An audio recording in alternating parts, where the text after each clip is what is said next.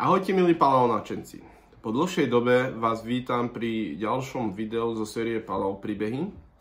A dnes by som vám rád porozprával o tom, ako som minulý víkend spolu s pánom Štefanom Mesarošom, spoluzakladateľom a adminom našej skupiny Paleontológia Slovensko Jozefom Spačekom, novým adminom tejto skupiny Jakubom Borkom a veľkým nadšencom, zberateľom Lacom Šestákom hľadali skameneliny na známej bratislavskej lokalite Pektenový záliv. Ten sa nachádza na kopci Dubravská Hlavica a môžete na nej nájsť skameneliny z obdobia miocénu, stupeň Baden, čiže majú okolo 14 miliónov rokov. Predtým, ako som prišiel do Bratislavy, sme sa bavili o viacerých alternatívach. Zvažovali sme napríklad Pezínsku tehelňu, ale vzhľadom na to, že ešte ani jar nezačala a bolo pomerne mokro, táto možnosť sme veľmi rýchlo vylúčili, pretože pokiaľ je Pezínská ťažobná jama na il vlhká, tak proste to je samé bahno. Tak sme si zvolili proste takú lepšiu alternatívu, o ktorej sme vedeli, že sa tam dajú nájsť pekné skameneliny. No a tak sme sa v sobotu hneď z rána vybrali do tohto Pektenového zálivu. Lokalita Pektenový záliv je známa tým, že dodnes bolo na nej nájdených možno niekoľko tisíc jedincov pekténov, čo sú vlastne tzv. Hrebenátky, lastúrniky, ktoré sa bežne vyskytujú aj v dnešných moriach. Pokiaľ pôjdete na dovolenku niekde do Talianska, Grécka, alebo severné pobrežie Afriky, tak ležia rôzne na pláži a môžete si ich pozbierať. No každopádne takto nejak to vyzeralo aj v Bratislave pred 14 miliónmi rokov. Bolo to veľmi príbrežné pásmo, dokonca známy Sandberg, to bola priamo pláž, kde by ste sa mohli kľudne opalovať. No a práve v tom Pektenovom zálive týchto pektenidov vlastne žilo strašne veľa. No. Bol to taký svah a veľmi dominantnými druhmi na tejto lokalite sú druh Flabellipecten besserii, ďalej Flabellipecten leithianus, Equipecten racosensis a v hojnom počte sa tam vyskytuje aj Acanthocardia turonica či ulitník Paroxystele orientalis. Chcel by som vám ukázať niekoľko mojich nálezov, ktoré som si odtiaľ zobral.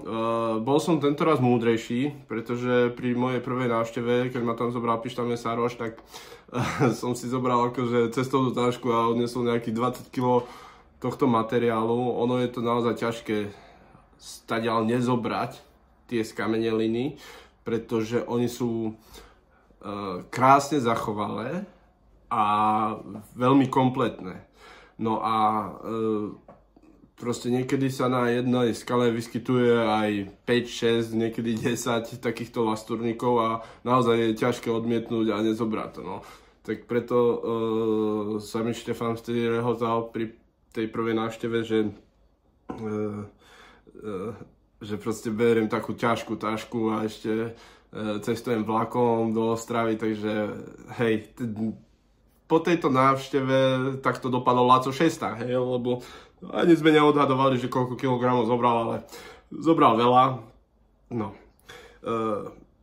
Tak vám poukazujem pár nálezov, ktoré som vlastne zobral a ktoré sa mi veľmi páčia, takže tuto je takáto pekná kompletná lastúra Flabellipecten besserii. Veľmi pekný kúsok, asi taký môj najobľúbenejší z tej poslednej návštevy. Ďalšou takou peknou vzorkou je Flabellipecten besserii a z druhej strany je Equipecten racosensis. Hej. Ten racosensis je typicky tým, že má také hustejšie rebrovanie, ako vidíte. Tak túto som si zobral tiež, doma som ju vypreparoval, samozrejme bola zanesená a toto je vlastne výsledok asi tak pol hodinky práce. Je to veľmi jemné, je to veľmi dobre opracovateľné, takže fakt, že výnimočná lokalita aj na spracovanie. Tu vám ukazujem ďalšiu takú Rakosensis Equipecten. Hej, naozaj sú to veľmi pekné lastúrky a asi sen každého zberateľa, ktorý sa troška zaujíma o tieto neogénne skameneliny.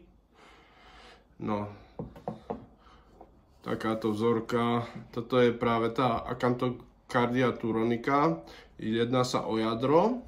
No a podarilo sa mi nájsť okrem nej aj takéto veľmi pekné nahromadenie týchto Acanthocardií a okrem toho sa na tej vzorke vyskytujú aj serpulidné červy, hej, a ešte tam boli tie ulitníky Paroxystele orientalis. Geológia tejto lokality je veľmi zaujímavá, išlo pomerne plitké more, príbrežné pásmo s normálnou salinitom a veľmi miernym prúdením. Preto sa vlastne tie schránky zachovali väčšinou v kompletnom stave, neboli nejak obité a proste je to naozaj výnimočná lokalita. Ten piesok, respektíve pieskovec, v ktorom sa nachádzajú, je veľmi jemný, takže veľmi dobre opracovateľný.